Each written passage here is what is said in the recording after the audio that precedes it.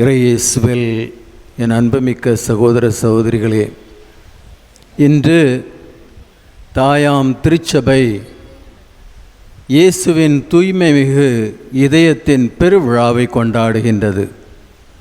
அந்த நேரத்தில் நாம் நம்முடைய பங்கு பாதுகாவலர் திருஇறுதிய ஆண்டவர் அவருடைய விழாவை கொண்டாடி சிறப்பிக்கின்றோம். ஆனால் இந்த வருடம் அந்த விழாவானது நமக்கு 100 விழாவாக நிறைபெறுகிறது.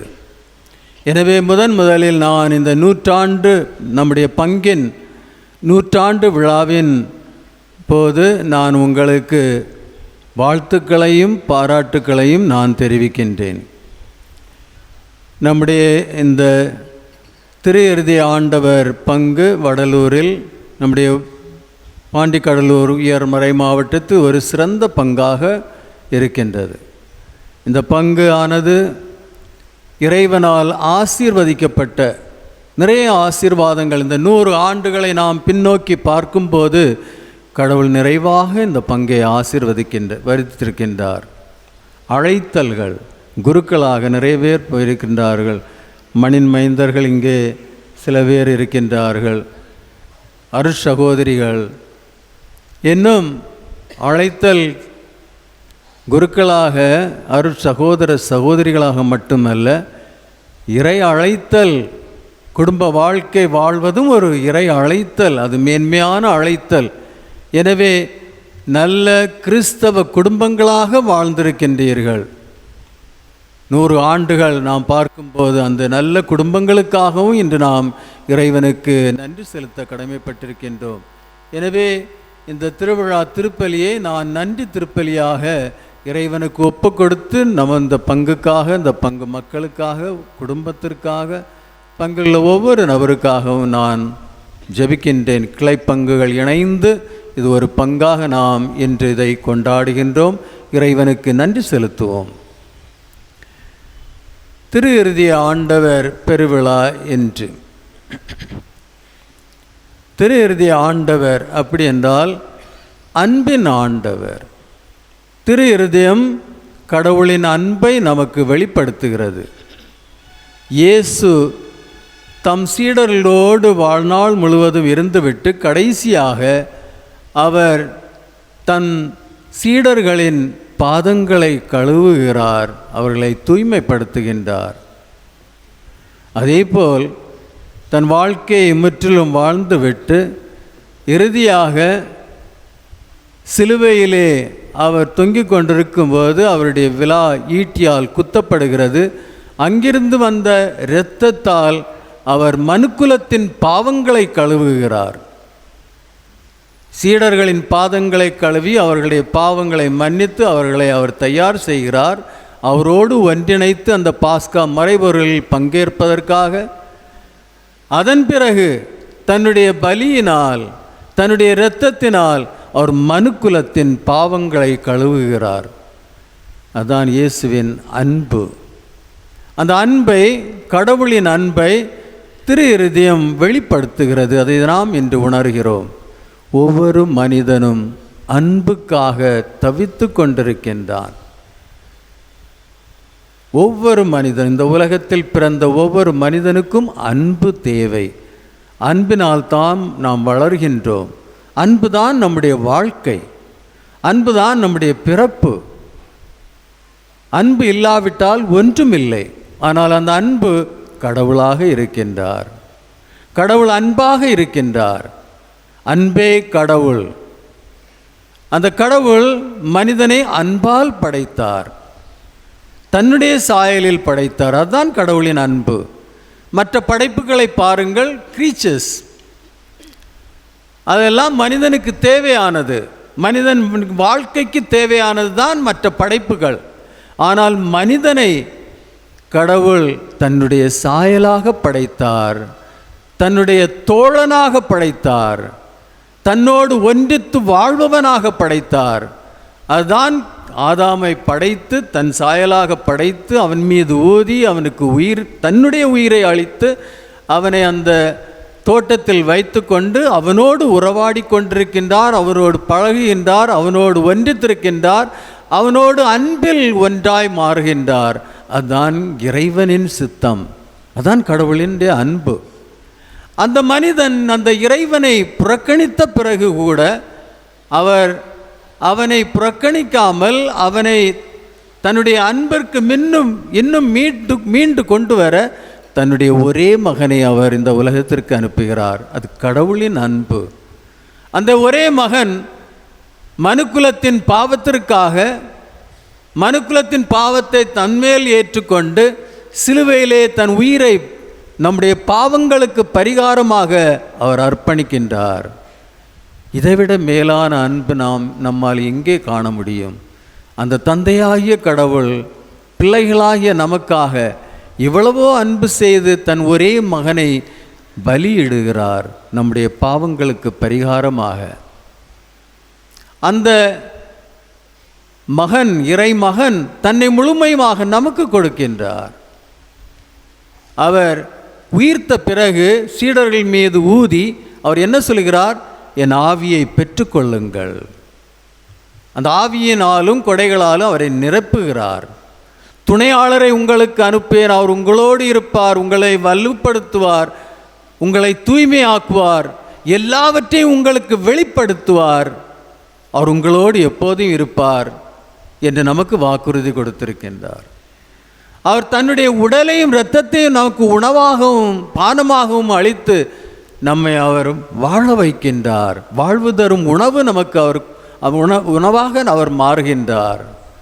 அது மட்டுமல்ல, கடைசியாக தன் ஒரே தாயை நம்முடைய அன்னையாக நமக்கு அர்ப்பணிக்கின்றார். தன் தந்தையை அவர் நமக்கு கொடுத்தார், தன் ஆவியை நமக்கு கொடுத்தார், தன் உடலையும் இரத்தத்தையும் நமக்கு கொடுத்தார், தன் தாயையும் நமக்கு கொடுத்து இதோ உன் மகன் மகள் என்று நமக்கு அவள் எல்லாவற்றையும் அர்ப்பணித்து விட்டு அவர் செல்கிறார். அதுதான் உண்மையான அன்பு. கடவுளின் அன்பு எப்போதும் கொடுக்கும் அன்பு. அவர் கொடுப்பவராக இருக்கின்றார், எப்போதும் நமக்கு எடுப்பவராக அல்ல, கொடுப்பவராக இருக்கின்றார். தன்னை முழுமையுமாக அந்த அன்பில் அவர் நமக்கு தருகின்றார். அதுதான் கடவுளின் அன்பு. நான் கடவுளின் குடும்பத்தை பார்க்கும்போது கடவுள் குடும்பமாக இருக்கின்றார், அன்பின் குடும்பம். விண்ணகத்தில் உள்ள தந்தை அன்பின் குடும்பமாக இருக்கின்றார். தந்தை, மகன், தூயாவியார் அவர் அன்பில் ஒன்றாயிருக்கின்றார்கள். அன்பின் குடும்பம். அங்கே அன்பு முழுமையாக இருக்கின்றது, 100%. ஏனென்றால் தந்தை தன் மகனை அன்பு செய்யும் போது தன்னை முழுவதும் அந்த அன்பில் தன் மகனுக்கு அர்ப்பணிக்கின்றார். அதனால் தான் இயேசு சொல்கிறார், தந்தை என்னோடு இருக்கின்றார், நான் தந்தையோடு இருக்கின்றேன், நானும் தந்தையும் ஒன்றாய் இருக்கின்றோம். அதே போல் மகன் தன் தந்தையை நேசிக்கும் போது தன்னை முழுமையாக தன் தந்தைக்கு அர்ப்பணிக்கின்றார். அவர் தந்தையோடு ஒன்றாக மாறுகின்றார். தனக்காக ஒன்றும் வைக்கவில்லை. அங்கே சுயநலம் இல்லை, முற்றிலும் அன்பாக இருக்கின்றார். கடவுள் அன்பாக இருக்கின்றார். அதனால் தான் திருத்தந்தை பிரான்சிஸ்டம் ஒரு இளைஞன் கேட்டான், திருத்தந்தை பிரான்சிஸ்டம், யோ ஹோலினஸ், இந்த உலகத்தை படைப்பதற்கு முன் கடவுள் என்ன செய்து கொண்டிருந்தார் என்று. திருத்தந்தை பிரான்சிஸ் என்ன சொன்னார்? கடவுள் அன்பு செய்து கொண்டிருந்தார். ஏனால் அவர் அன்பாக இருக்கின்றார். அவர் முற்றிலும் அன்பாக இருக்கின்றார். அந்த அன்பை நாம் உணர வேண்டும். திரு இருதய பக்தி அந்த கடவுளின் அன்பை உணர்வதற்காக நமக்கு கொடுக்கப்பட்டிருக்கின்றது. தொடக்க திருச்சபையில் இறைவனின் அன்பையும் இரக்கத்தையும் மக்கள் உணர்ந்து அதை கொண்டாடி கொண்டு வந்திருந்தார்கள். அதன் பின் நான் பார்க்கின்றோம், நம்முடைய இறை வல்லுநர்கள் புனித அகஸ்டீன் இவர்களெல்லாம் அந்த இறை அன்பை பற்றி நிறைய எழுதியிருக்கின்றார்கள். கடைசியாக திருதிருதய ஆண்டவர் மார்கரெட் அலகோக்கு காட்சி அளித்து அந்த திரு இருதயத்தின் மறை உண்மைகளை அவளுக்கு வெளிப்படுத்துகிறார். திரு இருதயத்தின் பக்தியை பற்றி அவளுக்கு சொல்லிக் கொடுக்கிறார். அதன் பிறகுதான் அந்த திரு இருதய பக்தி எல்லா இடமும் பரவுகிறது. அந்த திரு இருதய ஆண்டவர் அன்பாயிருக்கின்றார். பல முயற்சிகளை, பல வழிகளை, திரு இருதயத்தின் பக்தியை எப்படி செய்ய வேண்டும் என்ற பல வழிமுறைகளை இயேசு அவருக்கு வெளிப்படுத்துகிறார். அவர் வழியாக திருச்சபை அதை ஏற்றுக்கொண்டு திருத்தந்தையர்கள் இதை ஒரு பெரிய விழாவாக ஏற்றுக்கொள்கிறார்கள் என்று நாம் இதை விழாவாக கொண்டாடுகின்றோம். எனவே திரு இறுதி ஆண்டவருடைய அன்பு. அன்பார்ந்த சகோதர சகோதரிகளே, நம்முடைய வாழ்க்கையை நாம் பார்க்கும்போது திரு இறுதி ஆண்டவருடைய இந்த பெருவிழா, நம்முடைய வாழ்க்கை, இதில் என்ன பொருத்தம் இருக்கின்றது என்பதை நான் சிந்திக்க வேண்டும். நம்முடைய வாழ்க்கையை எடுத்து பாருங்கள். எவ்வளவோ பிரச்சனைகளால் நிறைந்த வாழ்க்கையாக இருக்கின்றது. இந்த உலகத்தில் பிறந்த ஒவ்வொருவரும் பிரச்சனைகளும் துன்பங்களிலும் துயரங்களிலும் துக்கங்களிலும் வாழ்கின்றார்கள். இந்த உலகத்தில் உள்ள பிரச்சனைகள், இந்த உலகத்தில் எப்படி வாழ்வது, நிறைய பிரச்சனைகள் நீங்கள் ஒவ்வொருவரும் தங்களை பற்றி சிந்தித்து போதும் அது நன்றாக தெரிய வருகிறது. பிரச்சனைகளால் துன்ப துயரம் இல்லாமல் ஒருவரும் இந்த உலகத்தில் இல்லை. இந்த உலகத்தில் பிறந்த ஒவ்வொருவரும் துன்பத்திலும் பிரச்சனைகளிலும் துயரத்திலும் வாழ்க்கை நடத்துகிறார்கள். அது நம்முடைய வாழ்க்கையின் ஒரு அம்சமாக இருக்கிறது. அது இல்லாமல் வாழ்க்கை இல்லை. இது ஒரு உண்மை, நம்முடைய வாழ்க்கையின் உண்மை. அது நம் எல்லோரும் அறிகின்றோம். ஒவ்வொரு மனிதனும் தன்னுடைய வாழ்க்கையில் சில பிரச்சனைகளை அவன் மேற்கொள்கிறார், துன்பப்படுகிறார்கள், மன உளைச்சலில் ஈடுபடுகிறார்கள். தான் விரும்பியது கிடைக்காமல் இருக்கும்போது, தன்னுடைய தேவைகள் நிறைவு பெறாமல் இருக்கும்போது, தான் நினைத்தபடி காரியங்கள் நடக்காமல் இருக்கும்போது, அந்த நேரங்களில் அல்லது நோய்வாய்ப்பட்டிருக்கும் போது, தோல்விகளை ஏற்றுக்கொள்ளும் போது மன உளைச்சலில் இருக்கின்றார்கள், துன்பத்தில் ஆழ்ந்திருக்கின்றார்கள். கெட்ட பழக்கங்களில் ஈடுபட்டு வாழ்க்கை நடத்தும் போது மன அமைதியை இழந்து இருக்கின்றார்கள். பாவ வாழ்க்கையில் ஈடுபட்டிருக்கும் போது அவர்கள் துன்புறுகிறார்கள். இது மனிதனின் துன்பம். குடும்பங்களை எடுத்து பாருங்கள். குடும்ப வாழ்க்கை எவ்வளவோ கடினமான வாழ்க்கை. ஒரு கணவனும் மனைவியும், சரியான மனைவி கிடைக்கவில்லை என்றால் வாழ்நாள் முழுவதும் அந்த கணவன் துன்பப்படுகிறான். சரியான கணவன் கிடைக்கவில்லை என்றால், புரிந்து வாழ்வான் மன்னித்து வாழும் கணவன் கிடைக்கவில்லை என்றால் அந்த மனைவி வாழ்நாள் முழுவதும் துன்பத்தில் வாழ்கின்றாள். அதேபோல் பெற்றோர்கள் அவருடைய எதிர்பார்ப்புகள் பிள்ளைகளிடமிருந்து, அந்த எதிர்பார்ப்புகள் நிறைவேறவில்லாமென்றால் பெற்றோர்கள் மனக்கவலையில் வாழ்க்கை நடத்தின. இந்த பிள்ளைங்க இப்படி போயிட்டாங்க. பிள்ளைகள் அதை போல் பெற்றோரிடமிருந்து எதிர்பார்ப்பது நடக்கவில்லை என்றால் பெற்றோர்களை புறக்கணிக்கிறார்கள். அதுதான் நம்முடைய குடும்ப சூழ்நிலையாக இருக்கிறது. நாம் இதையெல்லாம் பார்க்கும்போது நம்முடைய வாழ்க்கை எவ்வளவோ துக்கம் துயரம் சோதனைகளில் இருக்கின்றது.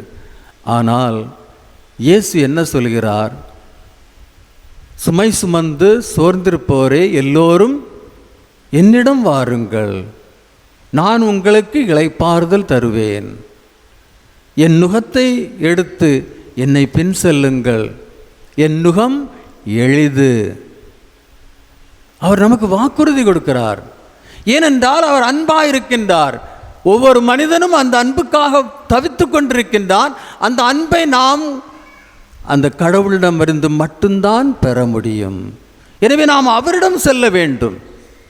நாம் நம்முடைய துன்ப சூழ்நிலைகளில் என்ன நினைக்கின்றோம்? இந்த உலக மதிப்பீடுகளை எடுத்து, இந்த உலக பேராசைகளிலும் ஆசைகளிலும் இந்த உலக இதில் அதன் வழியாக நம்முடைய துன்பங்களை நாம் தவிர்க்க முயற்சிக்கிறோம். ஆனால் அது ஒருபோதும் முடியாது. அது இன்னும் நம்மை துன்பத்தின் ஆழத்தில் எடுத்துக்கொண்டு செல்லும். எனவே நாம் உண்மையிலே நமக்கு அன்பை தந்து அமைதியை தந்து ஒரு நிறை வாழ்வை தருவது கடவுள் மட்டும்தான் என்றால் அவர்தான் நமக்கு வாழ்வு தந்திருக்கின்றார். எனவே அவரிடம் நான் செல்ல வேண்டும். அதுதான் கடவுள் தன்னுடைய ஒரே மகனை அனுப்பி அந்த அவருடைய இதயத்தை நமக்கு திறந்து காட்டி, இது எனது அன்பு, என்னிடம் வா, சுமை சுமந்து சோர்ந்திருப்பவர்களை என்னிடம் வாருங்கள், நான் உங்களுக்கு இளைப்பாறுதல் தருவேன். ஆனால் எத்தனை பேர் நாம் அவரிடம் போகிறோம்? வாழ்க்கையை பற்றி சற்று சிந்தித்து பாருங்கள். வாழ்க்கை முழுவதும் இரவும் பகலுமாக நாம் எவ்வளவோ காரியங்களில் ஈடுபட்டிருக்கின்றோம். அந்த கடவுளுக்கு நாம் எவ்வளவு நேரம் கொடுக்கின்றோம்? புனித பிரான்சிஸ்கு சவேரியார் அந்த இறை வார்த்தையை கேட்டார். ஒருவன் இந்த உலகத்தை எல்லாம் தனதாக்கி கொண்டாலும் தன் ஆன்மாவை இழந்தால் அவனுக்கு என்ன பயன்? இப்படி நிறைய பேர் சொகுசாக வாழ்ந்தார்கள். இந்த உலக ஆசைகளில் ஈடுபட்டு, இன்பங்களில் ஈடுபட்டு வாழ்க்கை நடத்தினார்கள். ஆனால் அமைதியின்றி அவர்கள் தத்தளித்து கொண்டிருந்தார்கள். ஆனால் எப்போது அவர்கள் அந்த ஆண்டவரை, அந்த அன்பு ஆண்டவரை அவர்கள் பற்றி கொண்டு, அவரை ஏற்றுக்கொண்டு, அவருடைய சித்தப்படி, நற்செய்தியின்படி வாழ்க்கை நடத்த தொடங்கினார்களோ, அவர்கள் அன்பால் நிறைந்தவர்களாக இருந்தார்கள். நிறைந்தவர்களாக இருந்தார்கள். அமைதியில் வாழ்க்கை நடத்துவர்களாக இருந்தார்கள். துணிச்சலோடு எல்லா காரியத்தையும் சாதிப்பவர்களாக மாறினார்கள். ஏனென்றால் அவர்கள் தூய ஆவியால், எப்போது நாம் இறைவனை ஏற்றுக்கொள்கிறோமோ அந்த இறைவன் நம்மை அவருடைய ஆவியால், வல்லமையால் நிரப்புகிறார். நமக்கு அந்த துணிச்சல் கிடைக்கிறது. இந்த உலக சூழ்நிலைகள், சோதனைகள், துன்பங்கள், துயரங்கள், தயக்கங்கள், இதையெல்லாம் எடுத்து இவற்றில் வெற்றி காணும் அந்த வல்லமை நமக்கு கிடைக்கின்றது. அதை நாம் அறியாமல் இருக்கின்றோம். அன்பார்ந்த சகோதர சகோதரிகளை, இன்று திரு இறுதி ஆண்டவர் பெருவிழா நமக்கு அதை எடுத்து காட்டுகிறது. அவர் அன்பாய் இருக்கின்றார், அன்பில் இருக்கின்றார். நம்முடைய வாழ்க்கை எப்படி தொடங்குகிறது? ஒரு கிறிஸ்தவனுடைய வாழ்க்கை எப்படி தொடங்குகின்றது? அதை நாம் உணர வேண்டும். ஒரு கிறிஸ்தவனுடைய வாழ்க்கை, ஆதாமின் விலாவிலிருந்து எலும்பு எடுத்து அந்த எலும்பு வழியாக மனுக்குலத்தை அவர் படைக்கின்றார். ஏவாளை படைக்கின்றார். ஏவாள் மனுக்குலத்தின் தாயாக மாறுகின்றாள். அவர் மனுக்குலத்தின் தாய் தந்தையராக மாறுகின்றார். மனுக்குலத்தை ஆண்டவர் ஆதாமின் விலாவிலிருந்து படைக்கின்றார். அதே ஆண் கடவுள் இந்த திரு அவையை திருமுழுக்கு பெற்று இயேசுவோடு ஒன்றித்து திரு அவை என்ற முறையில், இயேசுவின் உடல் என்ற முறையில், திருச்சபை இயேசுவின் உடல், த மிஸ்டிக்கல் பாடி ஆஃப் கிரைஸ்ட், அந்த முறையில் வாழ்பவர்கள் எங்கிருந்து பிறக்கின்றார்கள்? மனுக்குலம் ஆதாமினுடைய விழாவிலிருந்து பிறக்கின்றது. ஆனால் இந்த திரு அவையானது இயேசுவினுடைய விழாவிலிருந்து பிறக்கின்றது. அதை உணர வேண்டும். எப்போது ஈட்டியால் குத்தி திறக்கப்பட்டதோ அங்கிருந்து இரத்தமும் தண்ணீரும் வெளிவந்தது. அவருடைய இதயத்திலிருந்து இரத்தமும் தண்ணீரும் வெளிவந்தன. அந்த தண்ணீர் திருமுழுக்கு என்ற அருட்சாதனத்தை சுட்டி காட்டுகிறது. அந்த இரத்தம் இயேசுவின் உடலும் இரத்தமும் இந்த நற்கருணையை நமக்கு சுட்டி காட்டுகிறது. ரெண்டு முக்கிய அருட்சாதனங்கள் ஒரு கிறிஸ்தவனின் வாழ்க்கைக்கு தேவைப்படும். இந்த ரெண்டு முக்கிய அருட்சாதனங்களை அது சுட்டி காட்டுகிறது. திருமுழுக்கு என்ற அருட்சாதனத்தால் நாம் திரு அவையில் பிறக்கின்றோம், கடவுளின் பிள்ளைகளாக மாறுகின்றோம். இறை இயேசுவின் அந்த உடலும் இரத்தமும் நற்கருணையால் நாம் வாழ்வதற்கு அது வாழ்வின் உணவாக நமக்கு கிடைக்கின்றது. இவ்வளவு மேன்மையான வாழ்க்கை அழைப்பு ஒரு கிறிஸ்தவனுடைய வாழ்க்கை. ஆனால் நாம் எப்படிப்பட்ட வாழ்க்கை வாழ்கிறோம்? நம்முடைய நம்பிக்கை எவ்வளவு இருக்கின்றது அந்த ஆண்டவரிடம்? அன்பால் நிறைந்த அந்த ஆண்டவர் மேல் நம்முடைய நம்பிக்கை எவ்வளவு? திரு இறுதி ஆண்டவருடைய அந்த படத்தை பாருங்கள், அதை உற்று நோக்குங்கள். நாம் எவ்வளோ திரு இறுதிய பக்திகளை கையாளுகின்றோம். முதல் வெள்ளிக்கிழமை திருப்பலி ஒப்பு கொடுத்து, பாவசங்கீர்த்தனம் செய்து திருப்பலி ஒப்பு கொடுத்து திவ்ய நற்கருணை உண்டா இந்த முதல் வெள்ளிக்கிழமை. 9 வெள்ளிக்கிழமை நம்முடைய குடும்பங்களை திரு இருதயத்துக்கு ஒப்பு கொடுப்பது, வீடுகளில் திரு இருதய படத்தை ஸ்தாபித்து வைப்பது, இதெல்லாம் நாம் செய்கின்றோம். ஆனால் மார்கரெட் மேரி அலகோக் அவர்களுக்கு திரு இருதயம் காட்சி அளித்து அந்த வாக்குறுதிகளை கூட அளித்திருக்கின்றது. யாரெல்லாம் இந்த திருதிய பக்தியை கொண்டாடுகிறார்களோ அவர்களுக்கு நான் இதையெல்லாம் செய்வேன் என்று. அப்படிப்பட்ட ஒரு வாக்குறுதியை பெற்றுக்கொண்ட நாம் இன்று அப்படி ஒரு வாழ்க்கை நடத்துகின்றோமா? அந்த திரு இறுதிய ஆண்டவருடைய அந்த படத்தை பாருங்கள். அந்த இதயம் நமக்கு என்ன எடுத்து காட்டுகிறது? அந்த இதயத்தை நாம் உற்று நோக்கும்போது அங்கே 4 அடையாளங்கள் நமக்கு தெரிய வருகிறது. முதல் அடையாளம், அந்த இதயத்தை சுற்றி நெருப்பு ஜுவாலா பற்றி எரிகின்றது. அது நமக்கு எதை எடுத்து காட்டுகிறது? உனக்காக என் அன்பு பற்றி எரிகிறது. நாம் அந்த இதயத்தை பார்க்கும்போது நம்முடைய மனதில் வருவது இந்த நோக்கங்கள். உனக்காக என் இதயத்தில் அன்பு பற்றி எரிகிறது. அது எப்படிப்பட்ட அன்பு? நிபந்தனை அற்ற அன்பாக அது இருக்கின்றது. நிபந்தனை அற்ற அன்பு. நாம் எந்த விதத்தில் இருக்கின்றோமோ அந்த விதத்தில் இயேசு நம்மை ஏற்றுக்கொள்கிறார், அன்பு செய்கிறார். அவர் நம்மிடம் இதை சொல்லவில்லை, நீ நல்லவனா மாறு, அப்போ தான் நான் உன்னை அன்பு செய்வேன். நம்ம எந்த தருணத்தில் இருக்கின்றோம்? பாவிகள். நான் பாவிகளுக்காக வந்தேன், நேர்மையாளர்களுக்காக அல்ல, பாவிகளுக்காக வந்தேன் என்று சொன்ன இயேசு. அதனால்தான் அவர் அந்த அடையாளம் அவருடைய இதயத்தில், அந்த இதயத்தை சுற்றி அந்த நெருப்பு பற்றி எரிகிறது. பாருங்கள், அந்த நெருப்பு. பழைய ஏற்பாட்டிலே கடவுள் அந்த நெருப்பு தூணாக மக்கள் மத்தியிலே இருந்தார். அது இறைவனின் பிரசன்னத்தை எடுத்து காட்டுகிறது. ஏனென்றால் கடவுள் அன்பாக இருந்தார். எலியா, ப்ராஃபெட் எலியா, அவர் எடுக்கப்பட்ட அந்த தேரில் அது நெருப்பு தேராக இருந்தது. அவர் பலி செலுத்தும் போது கடவுள் நெருப்பாக வந்து அந்த பலியை முற்றிலும் எரித்து அதை ஏற்றுக்கொண்டார். எனவே அந்த நெருப்பானது ஒரு அடையாளம். இன்னும் பெந்தகோஸ்து விழாவின் போது நாம் என்ன காண்கின்றோம்? நெருப்பால் பிளவுபட்ட நாவுகள் அவர்கள் மீது இறங்கி வருகிறது. எனவே அது கடவுளின் பிரசன்னத்தை காட்டுகிறது, கடவுளின் அன்பை நமக்கு எடுத்து காட்டுகிறது. அவர் நம்மேலுள்ள அன்பால் அவர் பற்றி எரிகிறார். அதை நாம் உணர வேண்டும். திரு இருதய பக்தியில் அந்த இயேசுவின் அன்பை முற்றிலும் உணர வேண்டும். நாம் எந்த நிலையில் இருக்கின்றோமோ அந்த நிலையில் அவர் நம்மை அன்பு செய்கிறார். அன்பார்ந்த சகோதர சகோதரிகளே, அதில் ஒரு தயக்கமும் இல்லை. நாம் சில நிலைகளில் நினைப்போம், நான் ஒரு பாவியாக இருக்கிறேன், கெட்ட பழக்கத்தில் இருக்கிறேன், குடிப்பழக்கம் அல்லது வேறு இம்மோரல் பிஹேவியர் அல்லது வேறு இதெல்லாம் செய்கிறேன், என் மோரல் லைஃப் நல்லா இல்லை, அப்போ கடவுள் என்னை எப்படி அன்பு இல்லை. அவர் சொல்வார், உனக்காக நான் வந்தேன், உனக்காக நான் சிலுவையிலே என் உயிரை கொடுத்தேன், உனக்காக நான் இரத்தம் சிந்தினேன், அந்த இரத்தத்தால் உன்னை கழுவுகிறேன். அப்படி தான் இன்று திரு ஆண்டவர் நம் ஒவ்வொருவரிடம் சொல்வார். அதை கேளுங்க. இன்று அந்த ஆண்டவர் அன்பால் நம்மிடம் சொல்வதை கேட்டு மனம் திரும்புங்கள். பாவத்தை விட்டுவிட்டு இறைவன் அடி வாருங்கள். அந்த அன்பை நீங்கள் உணர முடியும். அன்பு அது தீ பற்றி எரிகிறதை நாம் பார்க்கின்றோம். அதற்கு இரண்டாவது அடையாளமாக இயேசுவின் இதயத்தை நீங்கள் உற்று நோக்கும்போது அது காயப்பட்ட இதயமாக இருக்கிறது. காயப்பட்ட இதயம், ஈட்டியால் குத்தினது அந்த ஒரு காயம், அதிலிருந்து இரத்த சொட்டுக்கள் வடிவது, அந்த அடையாளம் நாம் அந்த திரு இருதயத்திலே காண்கின்றோம். அது என்ன நமக்கு எடுத்து கூறுகிறது?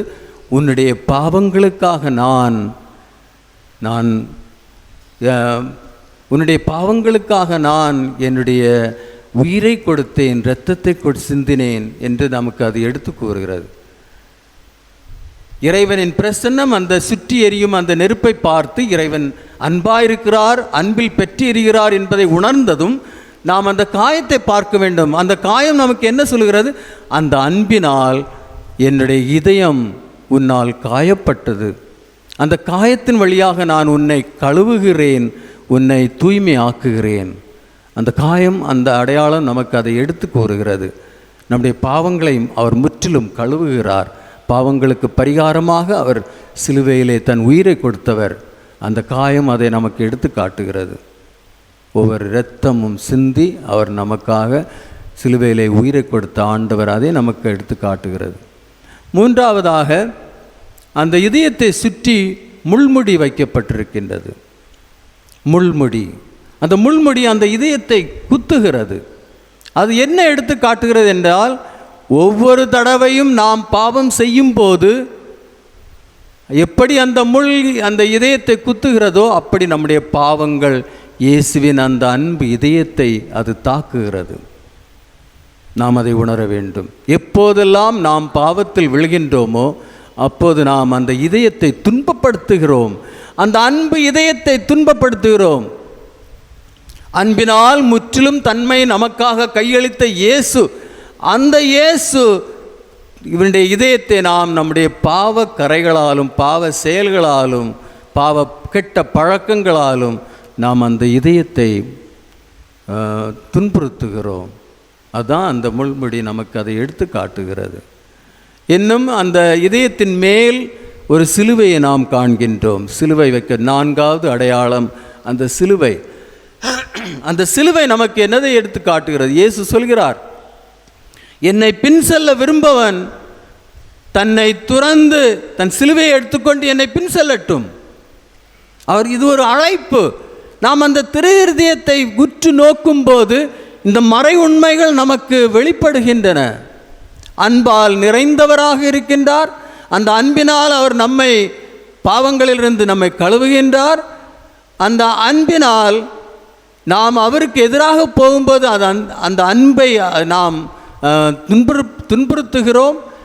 அதன் பிறகு அவர் நமக்கு அழைப்பு விடுகின்றார், என்னை பின்செல், தன் சிலுவையை சுமந்து கொண்டு என்னை பின்செல் என்று நமக்கு அழைப்பு இடுகின்றார். எவ்வளவோ மேன்மையான மறை உண்மைகள். இதை நாம் உணர்ந்து நம்முடைய வாழ்க்கையில் இதை செயல்படுத்த வேண்டும். திரு இருதய ஆண்டவர் நமக்கு அந்த அன்பை, கடவுளின் அன்பை முற்றிலும் வெளிப்படுத்துகிறார். திரு இருதய ஆண்டவர் மன்னிக்கும் ஆண்டவராக இருக்கின்றார்.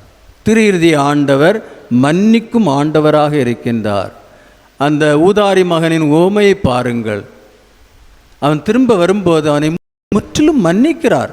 ஒரு கேள்வி கூட கேட்கல, நீ எங்கே போனாய், என்னுடைய சொத்தை எல்லாம் எங்கே செலவிட்டாய், ஒன்றும் கேட்கவில்லை. அவனை முன்னாலே விட மேலாக அவனை அரவணைத்து அவனுக்கு வேண்டியதெல்லாம் கொடுத்து அவனை சொந்த மகனாக மாற்றி தன்னோடு வைக்கின்றார். மன்னிக்கும் இறைவன். இயேசுவின் அன்பு மன்னிக்கும் அன்பாக இருக்கின்றது. இன்னும் சிலுவையில் அவர் இறந்து கொண்டிருக்கும் போது சிலுவையிலிருந்து அவர் என்ன சொல்கிறார்? ஆண்டவரே, தந்தையே, இவர்கள் செய்வதறியாது செய்கிறார்கள், இவர்களை மன்னித்து விடும். அப்படி அவர் ஜெபிக்கிறார். நம்முடைய திரு இருதய ஆண்டவர் மன்னிக்கும் ஆண்டவராக இருக்கின்றார். அன்பார்ந்த சகோதரர்களே, நாம் துணிச்சலோடு எந்த பாவத்தில் இருந்தாலும் சரி, துணிச்சலோடு நாம் அவரிடம் செல்ல வேண்டும். ஆண்டவரே, நான் இதை செய்துட்டேன், பாவியாக இருக்கிறேன், என்னால் முடியலை, என்னை மன்னியும். உடனே அவர் நம்மை மன்னிப்பார். மன்னிக்கும் ஆண்டவராக இயேசு இருக்கின்றார். இரண்டாவதாக, அவர் நம்மை அரவணைக்கும் ஆண்டவராக இருக்கின்றார். அரவணைக்கும் ஆண்டவர். அவர் போகும்போது பார்த்திமேயு அங்கே சத்தம் போடுகிறான். ஒரு பார்வையற்ற ஒருவன் சத்தம் போடுகிறான். மக்களெல்லாம் சும்மா இரு. ஆனால் ஆண்டவர் அவரை அரவணைக்கிறார். சக்கேயுஸ் அவரை பார்க்க விரும்புகிறான். ஆண்டவர் அவரை கீழே வர சொல்லி அரவணைத்து அவர் வீட்டுக்கு போகிறார். சமாரிய பெண் புறக்கணிக்கப்பட்டவளாக இருந்தால் ஆண்டவரிடம் பேசி அவளை அரவணைக்கிறார். அவளை ஒரு மிஷனரியாக மாற்றுகிறார். இன்னும் அந்த விபசாரத்தில் பிடிபட்ட பெண்ணை அவளை அரவணைக்கிறார். அரவணைக்கும் இறைவனாக நம்முடைய திரு இருதய ஆண்டவர் இருக்கின்றார். இன்னும் ஆறுதல் கொடுக்கும் ஆண்டவராக நம்முடைய திரு இருதய ஆண்டவர் இருக்கின்றார். ஆறுதல் தரும் ஆண்டவர், நம்மை தேற்றுபவராக இருக்கின்றார். ஆறுதல் தரும் ஆண்டவர். அந்த நாயிம் நகர அந்த விடோ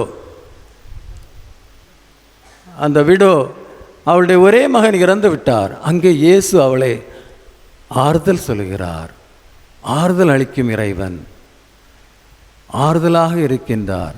லாசரஸ் இறந்தார், அங்கே அவர் ஆறுதல் கழிக்கிறார். நானே உயிர்ப்பும் உயிரும். ஆறுதல் அளிக்கும் இறைவனாக இருக்கின்றார். மன்னிக்கும் இறைவனாக இருக்கின்றார். அரவணைக்கும் இறைவனாக இருக்கின்றார். ஆறுதல் அளிக்கும் இறைவனாக இருக்கின்றார். இதுதான் நாம் ஒவ்வொருவருக்கும் தேவைப்படுகிறது. இதுதான் நாம் ஒவ்வொரு குடும்பத்திற்கும் தேவைப்படுகிறது. நமக்கு மன்னிப்பு தேவைப்படுகிறது, நமக்கு அரவணைப்பு தேவைப்படுகிறது, நமக்கு ஆறுதல் தேவைப்படுகிறது.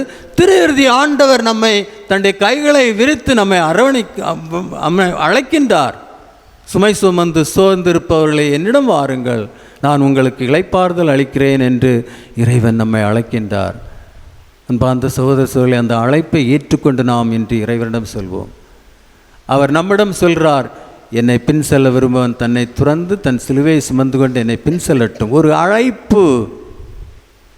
சுமை சுமந்து சோர்ந்திருப்ப என்னிடம் வாருங்கள், ஆனால் என்னுடைய நுகத்தை ஏற்றி என்னோடு பகிர்ந்து அந்த பங்காளிகளாக மாறுங்கள் என்று அவர் கூறுகிறார்.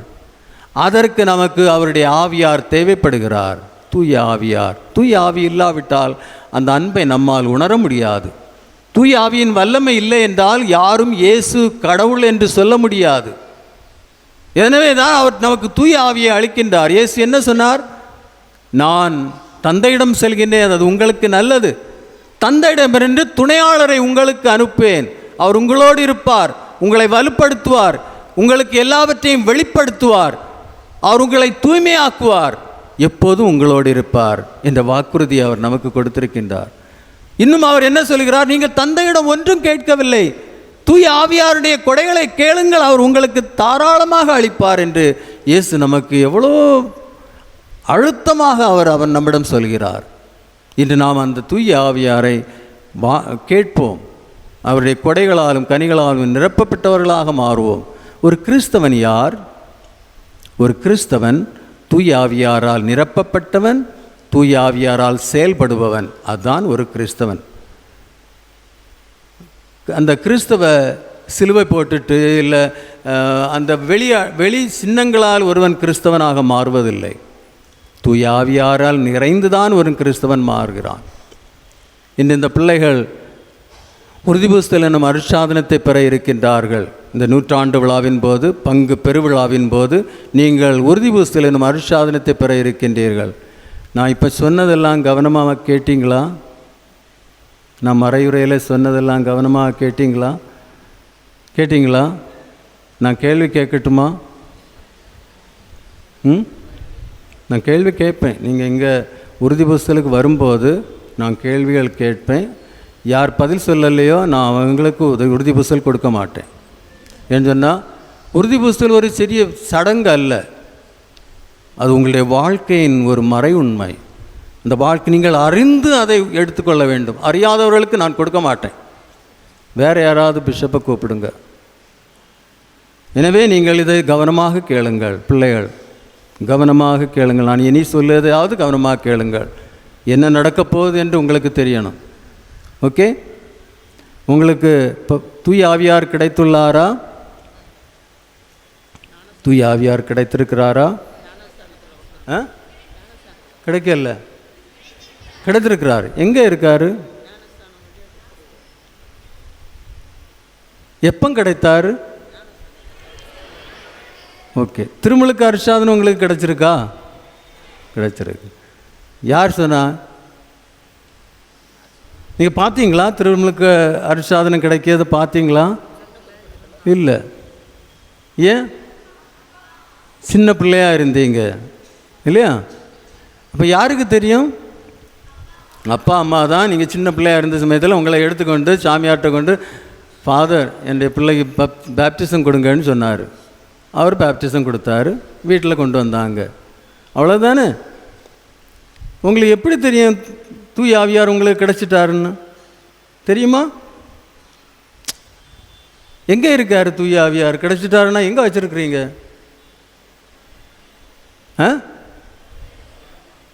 எங்கே வச்சுருக்குறீங்க? எனக்கும் கொஞ்சம் காட்டுங்க.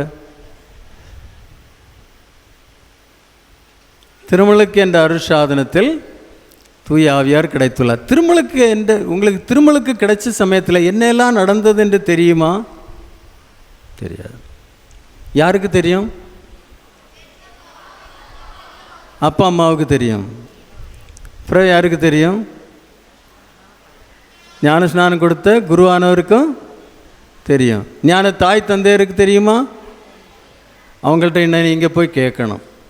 இந்த பூசை முடிஞ்சு வீட்டுக்கு போனதும் அப்பா அம்மாவிட்ட, ஞானத்தாய் தந்தையர் பக்கத்தில் இருந்தால் அப்பா அம்மாவிட்டாவது கேட்கணும். என்னை எடுத்துட்டு பேப்டிசம் கொடுக்கணும்னு சொல்லிட்டு கோவிலுக்கு கொண்டு போனீங்க, அந்த பேப்டிசனில் என்ன நடந்ததுன்னு உங்களுக்கு தெரியுமான்னு கேட்டு பாருங்கள். என்ன பதில் வரும்னு பார்ப்போம். கேட்பீங்களா? கண்டிப்பாக எல்லாரும் கேட்கணும். இயேசுக்கு திருமுழுக்கு கிடைச்சதா? எங்கே கிடைச்சி? யோர்தான் நதியில். யார் கொடுத்தா? திருமுழுக்கு யோவான். திருமுழுக்கு யோவான் இயேசுவுக்கு திருமுழுக்கு கொடுத்தார் இல்லையா? கரெக்ட் தானே? திருமுழுக்கு யோவான் இயேசுவுக்கு திருமுழுக்கு கொடுத்த சமயத்தில் என்ன நடந்தது? தூய ஆவியார் எங்கேருந்து வந்தார்? புறா இங்கேயும் எல்லாம் பறந்துட்டு இருக்குது, நிறைய புறாக்கள் இங்கே பறந்துட்டு இருக்குது. அந்த புறாயா? அவர் எங்கே இருந்து வந்தார்? வானம் திறந்தது. இயேசுவுக்கு திருமுழுக்கு யோவான் திருமுழுக்கு கொடுக்க சமயத்தில் என்ன நடந்தது? முதல் நிகழ்வு என்ன? வானம் திறந்தது. கவனமாக கேளுங்க, இது வானம் திறந்தது. அதன் பிறகு ரெண்டாவது நிகழ்வு, வானத்திலேருந்து யார் கீழே வந்தா? தூய ஆவியார் அவர் மீது இறங்கி வந்தார். சரியா? வானம் திறந்தது, தூய ஆவியார் அவர் மீது இறங்கி வந்தார். அதன் பிறகு என்ன நடந்தது? மூன்றாவது நிகழ்வு என்ன? மூன்றாவது நிகழ்வு என்ன? வானத்திலிருந்து ஒரு குரல் கேட்டது. என்ன குரல் கேட்டது? இது என் அன்பார்ந்த மகன், இவரில் நான் பூரிப்படைகிறேன். ஸோ இயேசுவுக்கு திருமுழுக்கு கிடைச்ச சமயத்தில் 3 நிகழ்வுகள் நடந்தன. முதல் நிகழ்வு என்ன?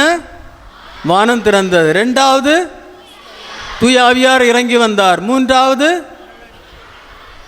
வானத்திலிருந்து தந்தை என்ன சொல்கிறார்? இதோ என் அன்பார்ந்த மகன், இவரில் நான் பூரிப்படைகிறேன். உங்களுக்கு திருமுழுக்கு கொடுத்த சமயத்தில் அதே 3 நிகழ்வுகள் நடந்தது. நீங்கள் அறியாமல் இருக்கிறீர்கள், உங்களுடைய அப்பா அம்மா அறியாமல் இருக்கிறார்கள், ஞான தாய் தந்தையர்கள் அறியாமல் இருக்கிறார்கள். ஒருவேளை ஞானஸ்நானம் கொடுத்த அந்த குருவானவர் அறிந்திருந்தாரோ அறியலையோ, அதை நான் தெரியல. இந்த 3 நிகழ்வுகள் நடக்குது. அதனால்தான் யாருக்கு நாம் எப்போதாவது திருமுழுக்கு கொடுக்கும்போது பக்தியோடு இதெல்லாம் அறிந்து மக்களுக்கு இதை எடுத்து சொல்லி கொடுக்கணும். இந்த நேரத்தில் இது நடக்குது, அதை அனுபவிங்க. திருமுழுக்கு சும்மா அவர் வந்துட்டான், அடி போட்டு சண்டை போட்டுட்டு பிறகு கோபத்தில் திருமுழுக்கு கொடுத்து நான் போ தொலைஞ்சு போ, அது இல்லை திருமுழுக்கு. இது ஒரு மேன்மையான அனுஷ்டாதனம். அந்த நேரத்தில் தான் நீங்கள் கடவுளுடைய பிள்ளைகளாக மாறுகிறீர்கள். இது ரொம்ப முக்கியமானது, திருமுழுக்கு என்ற அனுஷ்டாதனம். இந்த 3 நிகழ்வுகள் நடக்குது. இப்போ புரியுதா? அப்போ உங்களுக்கு திருமுழுக்கு கொடுத்த சமயத்தில் இந்த 3 நிகழ்வுகள் நடந்ததா? நம்புகிறீர்களா? நடந்தது. இதை மனசில் வைங்க, மறக்கக்கூடாது. எனக்கு திருமுழுக்கு கிடைச்ச சமயத்தில் வானம் திறந்தது, தூய ஆவியாரின் மேல் இறங்கி வந்தார். தந்தை அங்கேருந்து என்ன சொன்னார்? இதோ என் அன்பார்ந்த மகன், நான் இவரில் பூரிப்படைகிறேன். இதோ என் அன்பார்ந்த மகள், நான் இவரில் பூரிப்படைகிறேன் என்று இறை தந்தை சொல்கிறார். அது எனக்கு அது ஒரு நம்பிக்கை. என்னுடைய திருமுழுக்கின் போது அது நடந்தது. உங்களுடைய திருமுழுக்கின் போது நடந்ததா? நடந்தது. Very good. வீட்டில் போய் அம்மா அப்பாட்டையும் சொல்லணும், உங்களுடைய திருமுழுக்கின் போதும் இது நடந்தது சொல்லணும். எல்லாட்டையும் சொல்லணும். இதை புரியுதா? நம்ம இதை உணரணும். அங்கே தான் நாம் இயேசுவின் அந்த விழாவிலிருந்து வந்த இரத்த வழியாக, இந்த தண்ணீர் வழியாக, திருமுழுக்கு என்ற அருட்சாதன வழியாக நாம் கடவுளின் பிள்ளைகளாக மாறி அந்த 3 நிகழ்வுகள் நடக்கும்போது 4 மாற்றங்கள் உங்களுடைய வாழ்க்கையில் ஏற்படுகிறது. 4 மாற்றங்கள். எந்த மாற்றங்கள்?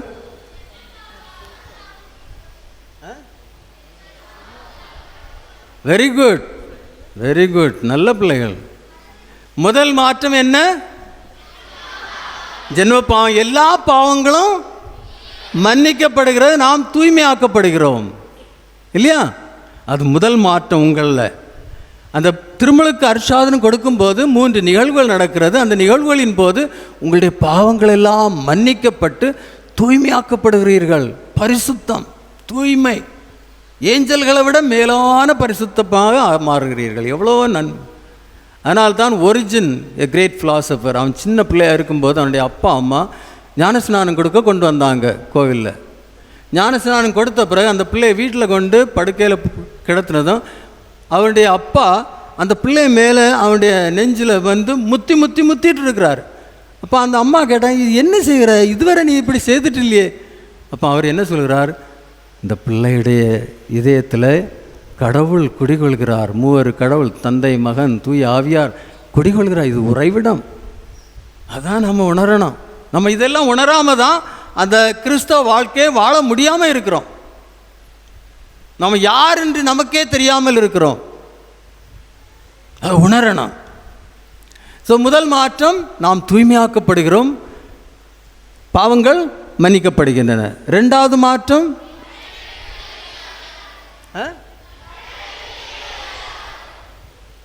யார் இவங்களுக்கு யாரோ சொல்லி கொடுத்துருக்காங்க, கடவுளின் பிள்ளைகளாக மாறுகின்றோம். கடவுளை தந்தை என்று அழைக்கும் உரிமை கிடைக்கிறது. ரெண்டாவது, நாம் கடவுளின் பிள்ளைகளாக மாறுகின்றோம். தூய்மையாக்கப்பட்டு நாம் கடவுளின் பிள்ளைகளாக மாறு, அவர் நம்மை ஏற்றுக்கொள்கிறார். இதோ என் அன்பார்ந்த மகள், இதோ என் அன்பார்ந்த மகன் என்று தந்தை நம்மை பற்றி சொல்கிறார். நாம் யாருடைய பிள்ளைகளாக மாறுகிறோம்? கடவுளின் பிள்ளைகளா. இதுவரை ஞானஸ்நானம் கிடைக்கியது வரை நம்ம யாருடைய பிள்ளைகளாக இருந்தோம்? ஞானஸ்நானம் கிடைக்கியது வரை யாருடைய பிள்ளைகளாக இருந்தோம்? இல்லையா? அப்பா அம்மாவுடைய பிள்ளைகளா இல்லையா? அப்பா அம்மா பெற்றெடுத்தாங்க இல்லையா? எல்லாரும் பெற்றெடுக்கிறது போல ஒரு ஆட்டுக்குட்டியை பெற்றெடுக்குது. அந்த ஆட்டுக்குட்டி அந்த ஆட்டுக்குட்டியுடைய பிள்ளை, ஆட்டுடைய பிள்ளை. சிங்கம் ஒரு சிங்கத்தினுடைய பிள்ளை. அதே போல் ஒரு மனிதன் பிள்ளையை பெற்றெடுக்கிறான், அது மனிதனுடைய பிள்ளை. திருமலுக்கு கிடைச்சதை நீங்கள் யாருடைய பிள்ளைகளாக மாறுகிறீர்கள்? கடவுளின் பிள்ளைகளாக மாறுகிறீர்கள். கடவுளை தந்தை என்று அழைக்கும் உரிமை உங்களுக்கு கிடைக்கிறது. இது ரெண்டாவது மாற்றம். மூன்றாவது மாற்றம், தூய ஆவியார் உங்கள் மேல் இறங்கி வந்து உங்களிடம் குடிகொள்கிறார். நீங்கள் தூய ஆவியாரின் உறவிடம் ஆகிறீர்கள். அதனால்தான் பவுலடியார் என்ன சொல்கிறார்? கொரிந்தியருக்கு எழுதிய திருமுகம், முதல் திருமுகம் 3ஆம் அதிகாரம் அவர் 16ஆம் வசனத்தில் என்ன சொல்கிறார்? நீங்கள் கடவுளின் கோவில், தூய ஆவியார் உங்களிடம் குடிகொள்கிறார், எனவே நீங்கள் தூய்மையானவர்கள். யாராவது இந்த கோவிலை நஷ்டப்படுத்தினால் நான் அவர்களை அழித்து விடுவேன். அதான் நம்ம எல்லாரையும் ரெஸ்பெக்ட் கொடுக்கணும். ஒவ்வொரு திருமலுக்கு பெற்ற ஒவ்வொரு கிறிஸ்தவன், ஒவ்வொரு மனிதனையும் ரெஸ்பெக்ட் கொடுக்கணும். கடவுளின் சாயல். நம்ம யாரையாவது இழிவாக, கீழ்த்தரமாக, தாழ்த்தி, ஒதுக்கி, வேறுபடுத்தி, அது ஜாதியின் அடிப்படையாக இருந்தாலும், மொழியின் அடிப்படையாக இருந்தாலும், எந்த அடிப்படையாக இருந்தாலும், நான் எந்த மனிதனையும், பாவப்பட்ட ஒரு பிச்சைக்காரர் அவரையும் ஒதுக்கி வச்சிருந்தா நாம் கடவுளின் பிள்ளைகளாக இருக்க முடியாது. எல்லோரும் கடவுளின் பிள்ளைகள். கடவுள் எல்லோரையும் அன்பு செய்கிறார். புரியுதா? நம்ம கடவுளின் கோவில். நான்காவது மாற்றம், திருச்சபையின் உறுப்பினர்களாக மாறினோம். திருச்சபை என்றால் என்ன? திருச்சபை என்றால் என்ன? திருச்சபை யாரு?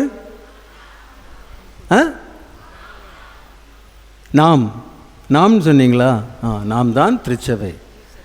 திருச்சபை இயேசுவின் உடல், மிஸ்டிக்கல் பாடி ஆஃப் கிரைஸ்ட். நாம் இயேசுவின் உடலின் உறுப்பினர்களாக மாறுகிறோம். மற்ற கிறிஸ்தவ சமூகங்கள் மெம்பர்ஷிப் எடுப்பாங்க, அவங்க அந்த சர்ச்சுக்கு மெம்பர்ஷிப்.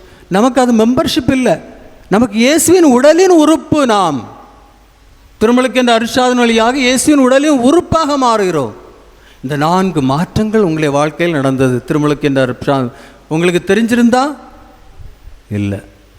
அதனால்தான் இப்போ அந்த மாற்றங்களில், அந்த நிகழ்வுகளில் நீங்கள் உறுதிப்படுத்தப்படுகிறீர்கள். உறுதி பூசுதல் என்னும் அருட்சாதன வழியாக அந்த மாற்றங்களில் நீங்கள் உறுதிப்படுத்தப்படுகிறீர்கள்.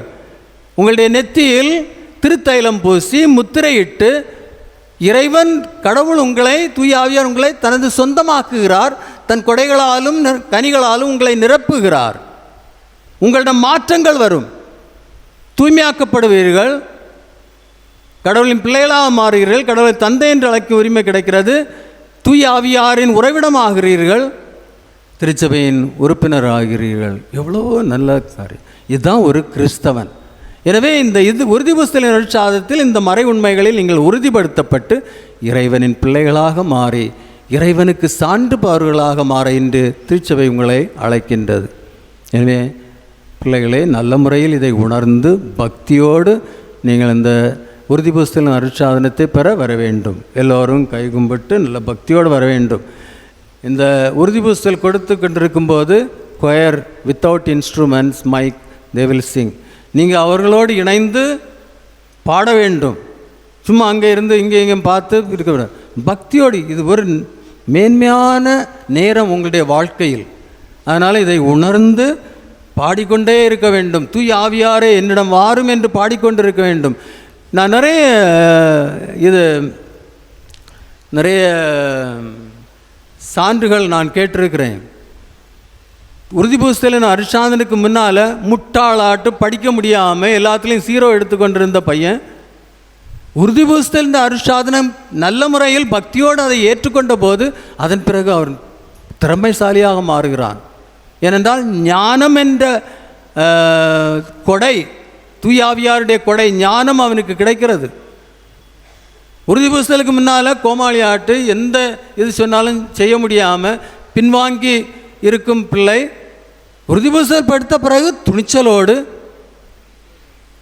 ஒரு நல்ல நிறைவான முகத்தோடு வாழ்க்கை நடத்துகிறார்கள். நிறைய மாற்றங்கள் ஏற்படும்.